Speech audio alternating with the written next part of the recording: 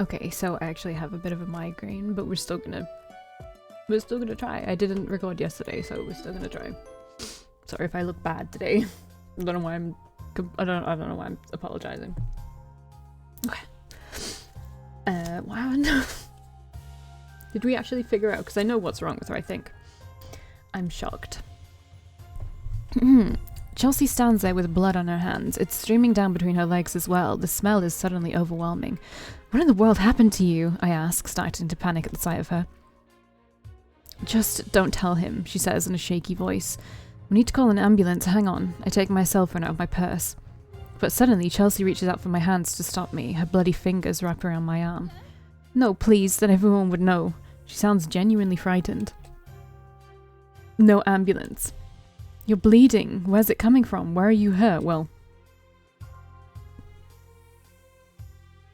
it's coming from down her legs. Chelsea releases my arm and steps away from me. Her legs and arms are shivering violently. I don't know. I just got these horrible cramps and... Chelsea squeezes her eyes closed and doubles over in pain, dropping towards the floor. I quickly catch her and support her body. Okay, you definitely need to go to the hospital. I'm getting you out of here. Even though Chelsea barely has any strength left to stay on her feet, she still uses all of her willpower to force herself to talk.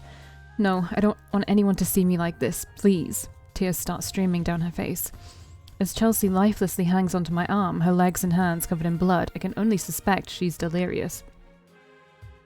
You're obviously hurt. You need to go to the hospital. Chelsea shakes her head. No. No one can see. No one can see. She repeats indefinitely. Even though her request is stupid and we should be calling an ambulance straight away, I take in a deep breath and nod at her. She doesn't want anyone to see her like this? Alright, fine. I can respect that. Okay, will you go to the hospital if I can smuggle you out without anyone seeing you? I offer. Chelsea uses all her energy to nod at me. Alright, I'll get you out. I let Chelsea hang on to me as I reach for my cell phone a second time. No, don't, she says weakly when she sees me dialing a number. Don't worry, it's not an ambulance. The phone rings a few times before the cab driver picks up. I give the driver the instructions to pick us up ASAP. After that, I dial another number. CAINE picks up after a few rings. Valkii, are you stuck in the bathroom or something? Listen to me carefully, something came up.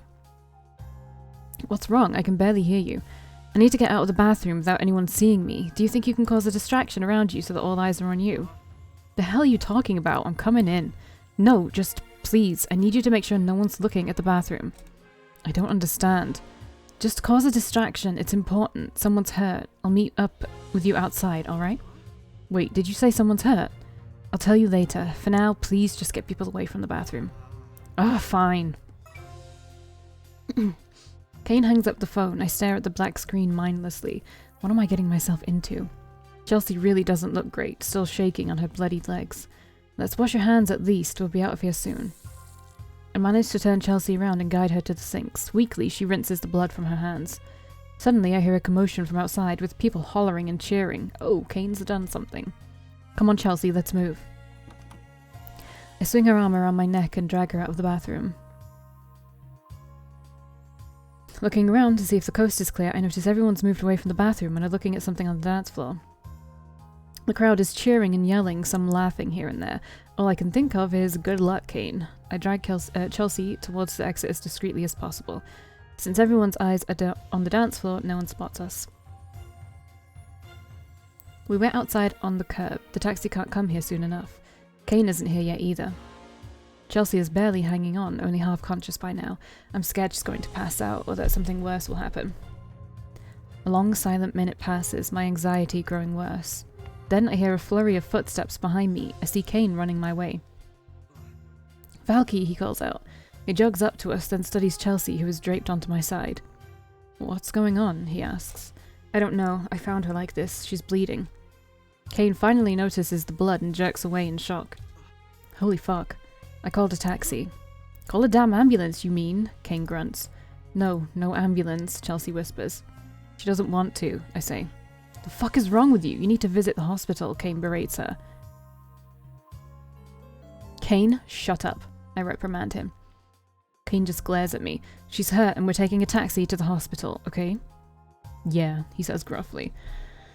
For a brief moment, no one speaks. The music in the club continues playing, people inside unaware of our situation. I'm not getting Thomas for you, CAINE speaks up. What do you mean? I ask. Well, you wanted a distraction, so I created one. I run my hand through my hair, frazzled at what's happening. My brain is being overloaded with information. I don't have the energy to think about what CAINE might have done in the club when I've got a half-dead Chelsea on my arm. Thankfully, the taxi pulls up to the curb. Come on, let's get you to the hospital. CAINE, help me, will you? CAINE goes to the other side, and with his help, we lift Chelsea up and get her inside the taxi.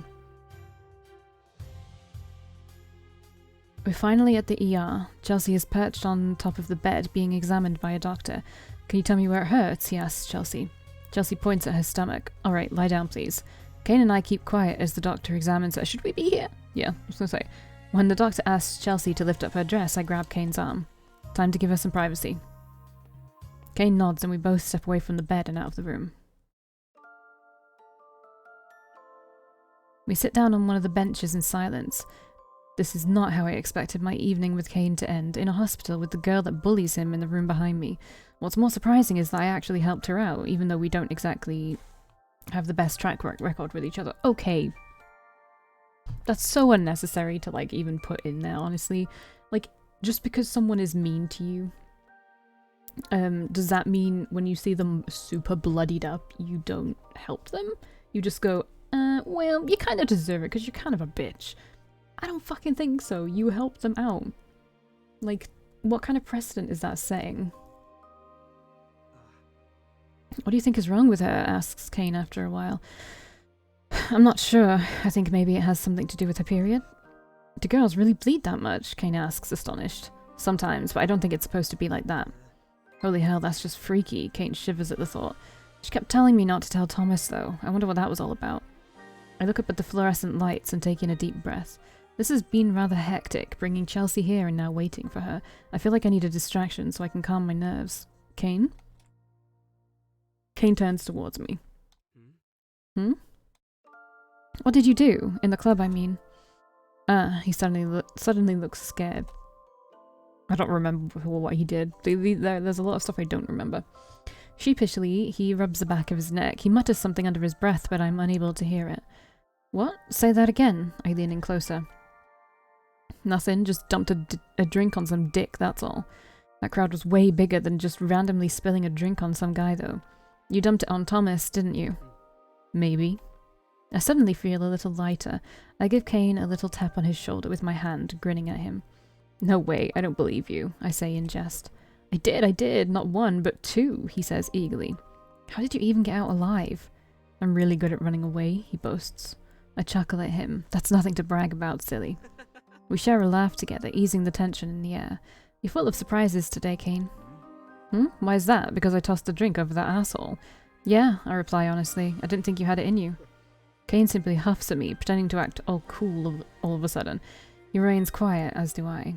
We stare at the doctors passing us by, back and forth, still anxiously waiting for any news about Chelsea. A deep sigh alerts me from my thoughts. Didn't think I had the guts to do it either, CAINE admits solemnly. Dreamt of it, sure, fantasized about even worse things I could do to them. His eyes flicker back to mine. But actually do it?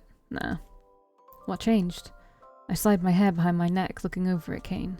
I don't know, he grumbles. Maybe because you asked? Me? I'm surprised he'd attribute his newfound courage to me. I didn't do anything. Yeah, you. CAINE then rolls his eyes at me. I didn't specifically tell you to dump drinks on anyone, though. Doesn't matter. CAINE shoots me a cocky grin. He lowers his gaze at the hands resting on his lap. He takes a small breath. It feels nice to have someone depend on you, he says softly. His quiet admission that he likes it when I ask him for help has me feeling a little bashful. But seriously though, give me a heads up next time. I had no idea what was going on. For all I know, someone got murdered and I was helping you cover it up. Do you seriously think I could murder someone? I gape at him. Hell if I know. You got steroid strength. Chasing people, tackling them. You're not normal. Offended, I turn my head away from him. That doesn't mean I go around killing people, jeez. You do have a habit of sticking your nose into places where it doesn't belong. Ouch, the truth hurts. Yeah, well, if I didn't, Chelsea would still be alone in the bathroom. And for that matter, I wouldn't be here in the first place. You wouldn't have a date for the reunion. I huff at him. So you should be grateful I'm a nosy person. Suddenly, Cain shifts his weight and his shoulder bumps into mine. His red hair tickles my cheek. Thanks, he mumbles. My insides feel like syrup all of a sudden. We're coming tonight.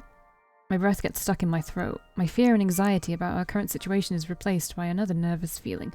More light-hearted warmth covers my body. I clear my throat. No problem. The door suddenly opens up and a doctor walks out. Both Cain and I jump from our seats. How's Chelsea? I immediately ask. She's stable. Luckily, everything passed without many complications. She's still shaken and a little lethargic from the blood loss, the doctor explains. She'll need a ride home, the doctor continues. What happened, though? I ask. The doctor takes in a deep breath. Are you allowed to tell us this? Like, what happened to doctor-patient confidentiality? I don't think you could tell me this.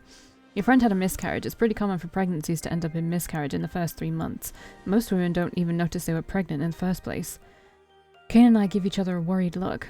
Chelsea was pregnant. But like I said, everything seemed to pass without any complications, so there's nothing we can treat her for. She just needs to rest. The doctor smiles at us, and maybe have a friend near her for support in this difficult time. I remain quiet. I know I'm not Chelsea's friend, and neither is Cain, yet here we are. She can take her time getting ready to leave. If you have any further questions, you can call for any of the nurses around here. The doctor bids his goodbye and walks away. Should that have been the doctor bids us goodbye? Whatever. Cain arches both his eyebrows at me as soon as we're alone. What do we even do here? He asks, worried. I guess the decent thing to do is check up on her and take her home. Cain and I enter the room again. Chelsea is sitting upright on the bed, her legs dangling above the floor. Her hands are lying in her lap with her eyes fixated on them. When she notices us entering the room, she looks up in shock. I know I don't like her and she's been nothing but rude to me and Cain both, but seeing her all broken like this, I push our differences aside. How are you feeling? I finally ask, breaking the silence between all of us. Like hell, she says with a sniffle. Chelsea wipes away some of her eyeliner that's run down her face. She then puts up a tough act. The both of you better not blab your mouths to anyone about this, she warns us. Cain glares at her. Like I even want to get involved in this mess. You and Thomas can do whatever you want. Chelsea flinches when she hears the name Thomas and suddenly grows quiet. Don't tell him, okay? She asks in a worried tone. Did he know? That you were pregnant, I mean, I ask. Chelsea shakes her head. If he knew, he'd... Chelsea stops, her voice getting caught in her throat. He'd what? I press on. Nothing, she says, wiping a tear away from her eye. It's nothing. I'm beginning to believe there's a whole lot of something going on, alright, but Chelsea simply doesn't want to say it. It's not like we're best friends that share secrets or anything, so I can understand her apprehension. Just promise me you won't tell anyone about this, she asks in a quiet voice. Cain crosses his arms over his chest, then turns around. Whatever, he mutters. Chelsea looks up at me with those panda-like eyes. I can't say no to her. I won't tell anyone, I assure her. The doctor shouldn't have told us either, but... So I'll keep this Valkii Chelsea confidentiality. There you go. So let's call a truce for now and take you home. A ringtone suddenly goes off in the room. It's coming from Chelsea's purse. Slowly, she fishes out her phone and checks the screen to see who's calling. Even I can tell from here that it says Thomas on the caller ID. Chelsea stiffens up, her face paling to an eerie white. The ringtone continues to play as Chelsea stares at her phone with dead eyes. However, it's Cain that swiftly presses the red button on her phone, rejecting Thomas's call. What are you doing? She gasps at him. What you were thinking of doing, duh, Cain replies in a matter-of-fact tone. Frantically, Chelsea starts tapping on her screen. I can't hang up on him. He'll what? I ask once more. Chelsea lowers her arms and slips the phone back into her purse, seemingly defeated. Never mind. What's done is done. Clearly that's something Chelsea doesn't want to talk about. Come on, let's get you home, I offer. Chelsea finally slips off the bed and fixes her hair. It's strange to see her fixing her appearance when her makeup is smeared and her dress bloodied, but I guess she just needs to try and feel a little normal right now. We all leave the hospital together. Once Chelsea has been dropped off at home, we take the taxi back to my house. Cain's clothes are still here, so we tagged along as well. His clothes are haphazardly thrown across my crafting table. I sit down in my chair, kicking off my high heels with a deep sigh. This is not how I planned our evening to end. The mood feels heavy. You think Chelsea was hiding something? I ask Cain. The way she was acting, you mean? Yeah, it was suspicious. Who knows, maybe it wasn't Thomas who got her pregnant, he says flippantly. I want to berate CAINE for saying something so crude, but I can't say that it doesn't make a little bit of sense. Not wanting to let Thomas know about the miscarriage, she may have been seeing another man behind his back. Why does your mind go there instead of the most obvious fucking reason? On the other hand, we don't know the whole story. It's not like those two have any sort of morals, you know, he scoffs. That's rich, coming from a thief, I point out. That's different, he says with a pout. Anyways, I'm gonna change. Can you know? CAINE wags his finger into a circle, indicating he wishes for me to turn around. You saw me naked today, it's only fair I get to see you too. You've already seen him naked. And please don't actually do this, I say with a grin, trying to lighten the heavy mood. CAINE does not look amused, simply putting a hand on his hip and staring at me with his half-open eyes. What, can't I make a joke? I huff, then turn around in my chair, facing the computer. Behind me I can hear CAINE stripping down. You can keep the clothes, by the way, I say out loud. Why, can't you sell them? I can't help but chuckle at the prospect of selling men's clothes in Olympus. I mostly sell women's clothes. Besides, those are custom tailored for you. Keep them. Speaking of gifts, I touch the earrings that I'm wearing, the ones CAINE gave to me. Do you want the earrings back? CAINE is suddenly all dressed in his regular clothes and standing next to me. No, his eyes stare intensely into mine. They're a gift. Suddenly, I'm starting to feel a little bashful with him so close, staring down at me. I look down at my desk. Okay, thanks. You made them, right? They're really cute. Not knowing how to handle compliments, CAINE simply turns around and leans against the edge of the desk. I can see the bracelets he wears on his wrist. They also look handmade. They look nice on you, he mumbles in a quiet voice. Immediately my heart leaps into my throat and I feel like I'm choking on air. A compliment from CAINE? I stare up at him, noticing CAINE is looking away from me. Dress, he says quietly. Huh? The dress too, he huffs, embarrassed. It looks nice on you. A burning prickle of fire spreads across my face. I'm instantly aflame with a red complexion. I look away to hide my blush. That was a sneak attack. I didn't expect CAINE to ever say something like that. My heart is actually racing.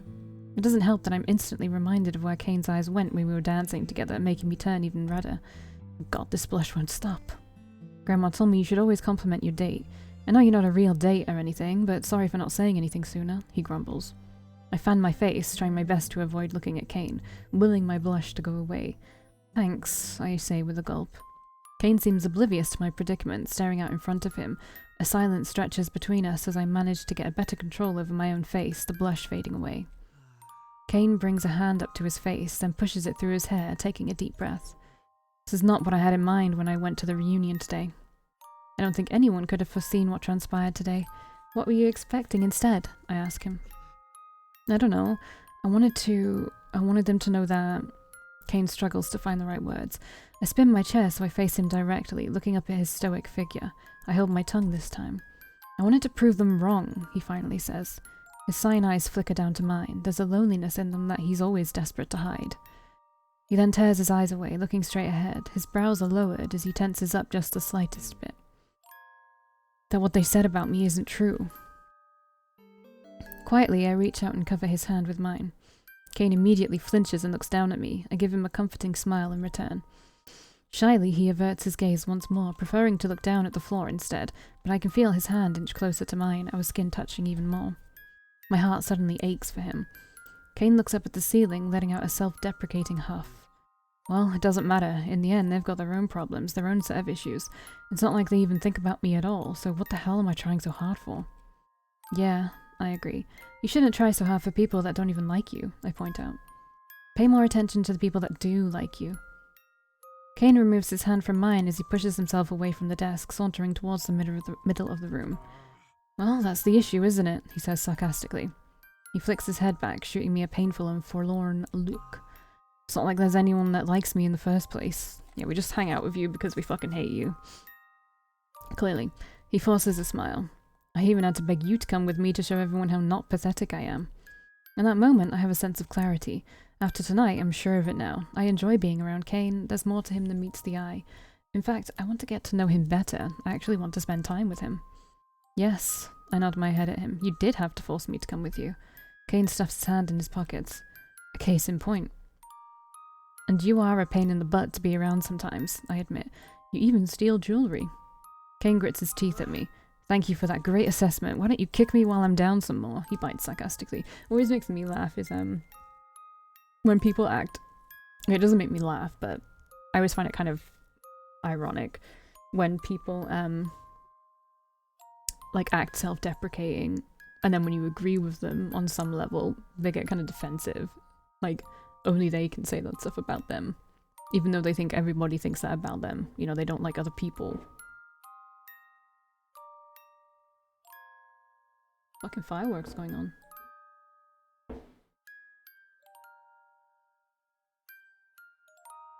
I know you can't hear it. Maybe you can when I'm talking, but... Okay. Yeah, I guess they just don't like people parroting their words back to them and, like, making it real. You know, when you think it, it's only you, and you might even believe it's, like, really true, but you don't really want anyone else saying that, I guess. I stick up my nose at him, and you have a very foul mouth. Sometimes you swear like a sailor.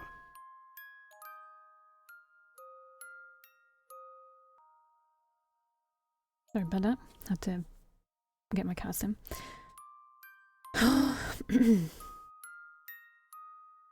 Okay. What's your fucking point, you growls at me? But you can also be surprisingly soft and gentle at times. Today you even showed some courage. Sorry, I'm not comfortable in this chair. Okay. Caine's eyes widen and he immediately doesn't know what to do with himself. Once more, he's unable to handle compliments. Insults, that's something that rolls off his back, but when people say genuinely nice things to him, he has no idea how to act. What do you mean insults roll off his back? He gets fucking defensive. It's rather adorable the way he's still so naive. So don't be a grump and say there's no one out there that likes you, because I do. I think you're interesting, and this is starting to feel a lot like a confession. I took a dissolvable painkiller and it's so fizzy.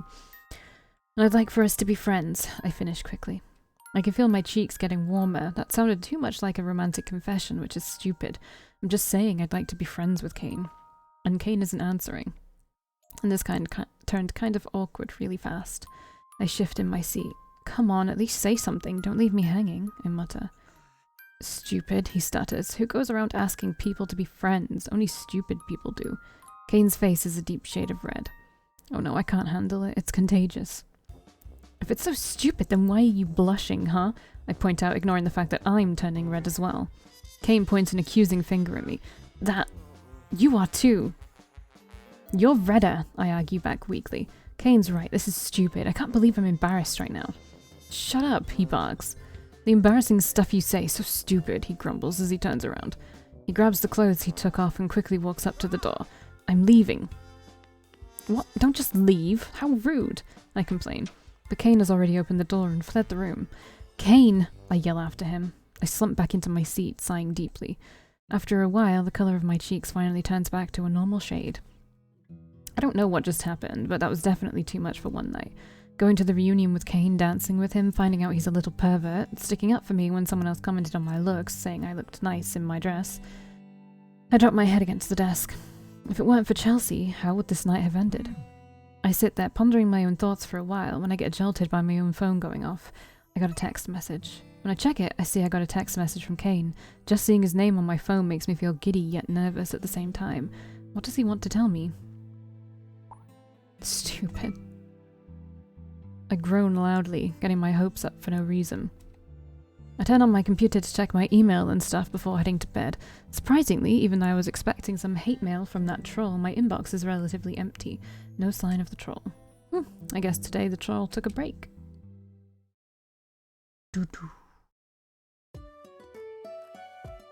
Alright. Chapter 14, let's get this done. A few days later, I'm having lunch with Sarah at a cafe. So, tell me how it went. You didn't want to dish out any details over the phone. Sarah looks really interested in what happened at the reunion. Where to even start? I sigh. From the beginning? I feel a little uncomfortable saying this out loud, especially since I told Chelsea I wasn't going to tell anyone. But it's not like Sarah's circle of friends have any overlap with Chelsea's. It should be alright. I don't think you should tell her. Just be like, oh, somebody got hurt and we had to take them to the hospital. Don't need to go into details. You can keep things that aren't her business from her, but fine. Besides, Sarah's my best friend. I can't keep things from her. I tell Sarah the whole story. Huh, a toilet baby. You shouldn't have told her, Sarah remarks. Sarah, I chastise her. That's inappropriate. This is a real person we're talking about. I know it's Chelsea, and she and I haven't exactly been on good terms with each other, but damn, no one deserves to go through that. Well, it's so bizarre, like straight out of a cliche prom movie. I didn't think this would actually happen to people. Believe me, I didn't know either. That's one messed up way to end the night. Sounds like it didn't go all that well. Well, that's not entirely true. Before I stumbled upon Chelsea, I was actually having fun with CAINE. So, you're not going to talk to him anymore? Sarah asks, disturbing me from my thoughts. Who? CAINE. You said you were going to this reunion with him and be done with it. Oh. I already know the answer to that, especially since I had that weird be my friend moment with him that makes me want to crawl in a hole and never come out. And it's not even just friends per se. Sarah gives me a knowing smirk. I know that look. I huff at her. What look? I'm not giving any look, I quickly deny. I start drinking my cup of coffee because I don't want my own lips to betray me by saying something embarrassing. That look when you're into a cute guy. I cough up some of my coffee in shock. Oh my god, you totally are. Look at you. You're turning red. No, I want to die. That's not true. And here I thought you hated him. I never hated him, I grumble at her. My face feels like it's on fire. This is so stupid. I want to crawl back into my bed and pretend this conversation never happened. You sure complained about him a lot. Well, that's because he does a lot of shitty things.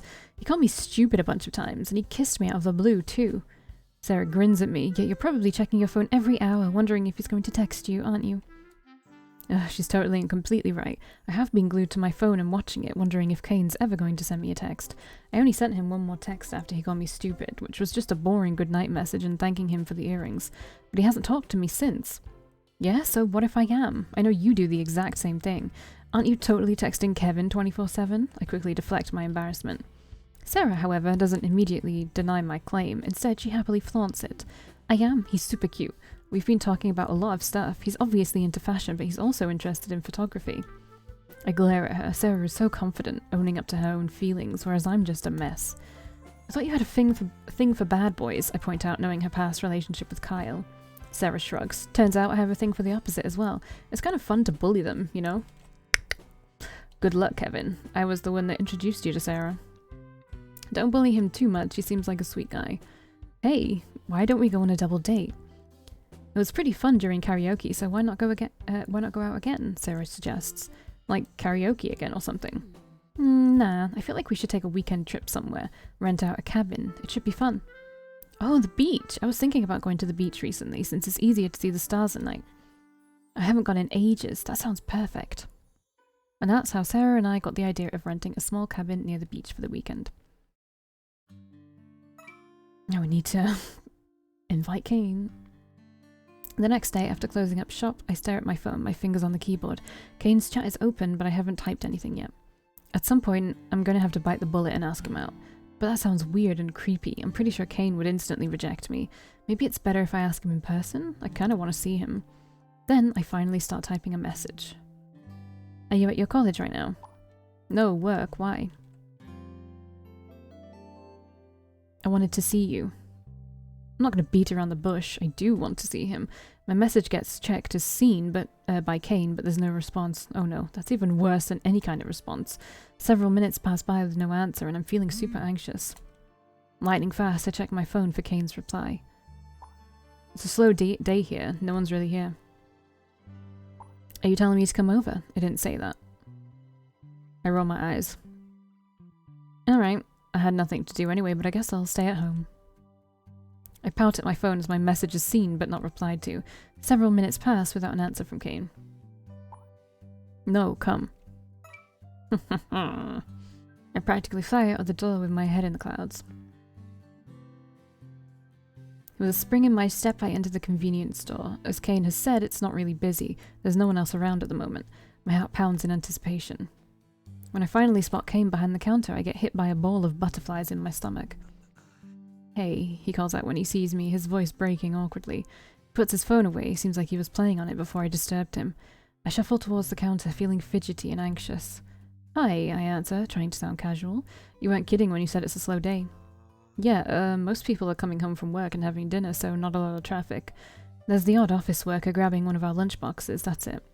CAINE sounds a little nervous, which makes me nervous. As we're here alone, together, awkwardly I brush my hair behind my ear. Oh, CAINE exclaims, noticing something. You're wearing them.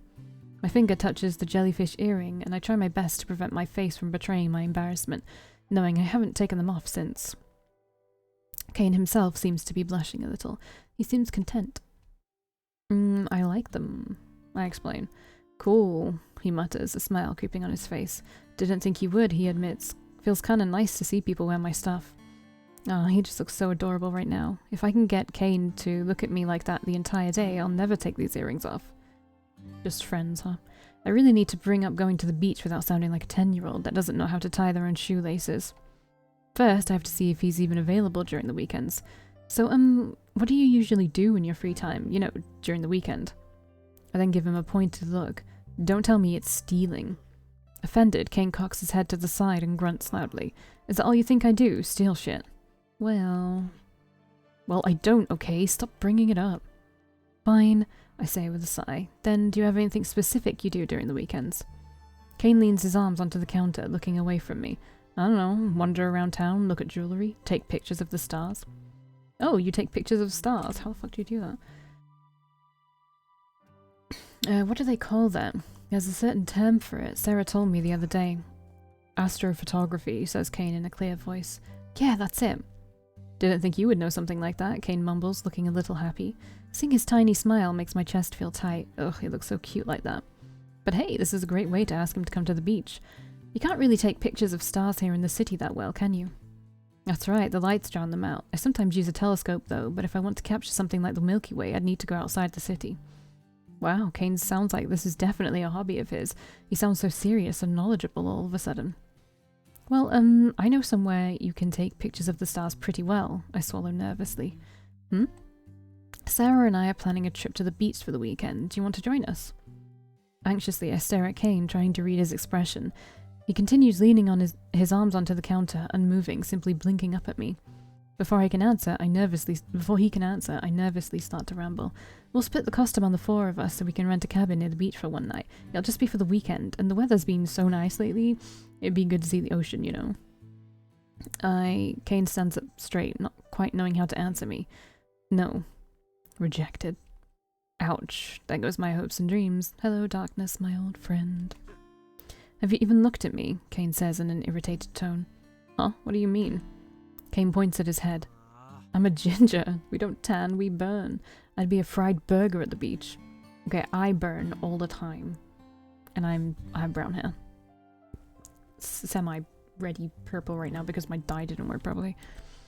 A very yummy burger though. Wait, what am I thinking? What are you thinking? I chuckle nervously. I mean, you just need some good sunscreen, no? I don't like the sun. I glare at him. Listen, you little punk, you're not going to ruin my little fantasy of going to the beach with everyone. It'll be good for you. Vitamin D. Like I care, he closes his eyes. And at night, when the sun's down and the sky is clear, imagine just seeing the Milky Way with your own eyes. CAINE cracks his eyes open, looking at me suspiciously. Doesn't sound so bad now, does it? I say with a smirk. He says nothing for a while, pondering over my proposal. He said split among us four just now. Who else are you inviting? Damn, he's good at picking up details. He's not fond of Kevin either. Kevin, I admit. CAINE rolls his eyes. Ugh, that guy, really? Well, do you like him or something? He mumbles. Why? You jealous? I fire back at him. Instantly, CAINE turns red like a tomato. No. What's with that reaction? That's not good for my own heart. I mean, you invited him last time too. I don't fucking know if you like the guy or not. You want to know if I like him? I tease him. I don't care. He scoffs, but his body language is telling me he definitely wants to know. Don't worry, I don't. Sarah can have him. She's the one who's into him. So anyways, are you interested? CAINE crosses his arms, looking at me through narrowed eyes. It's like he thinks I've got something up my sleeve. This is not just an elaborate way to get me to make jewellery for Kevin, right? I sigh. No, it's not. It's just to have fun. You know, people hanging out with friends. You could use a little something like that in your life. He blushes slightly. Shut up. I'm fine not hanging out with friends. Ah, great, that backfired. He really doesn't want to come. I hang my head in defeat. Alright, if you don't want to come, I'll just go with Sarah and Kevin alone. I turn around to leave, but CAINE stops me. Wait, what? I ask. I didn't say I wouldn't go.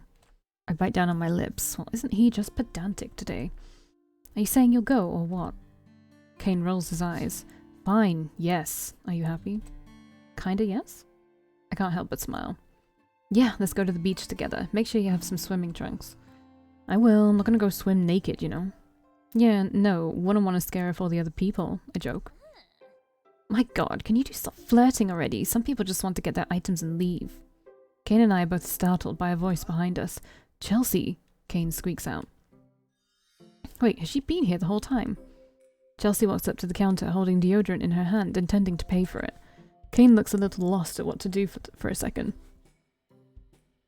Well, aren't you going to scan it? She asks, clearly impatient. CAINE does as he's told in a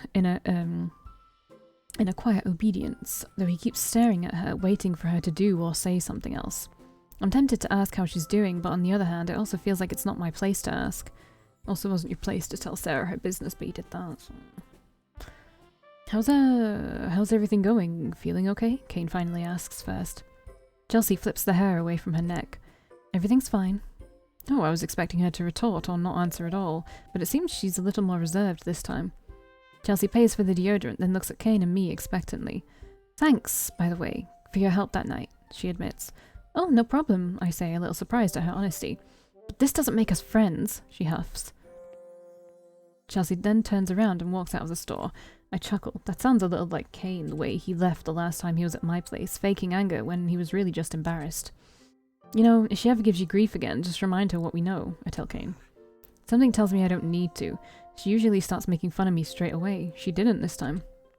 That's when I remember that Chelsea was CAINE's previous crush, and suddenly I can feel myself growing jealous at the prospect of CAINE liking Chelsea again just because she was a little nicer this time. You're not going to start liking her again, are you? I ask, unable to prevent myself. Huh? No way. CAINE pulls his face into a snarl. Hell no, he adds for emphasis. Alright, that makes me feel a little better.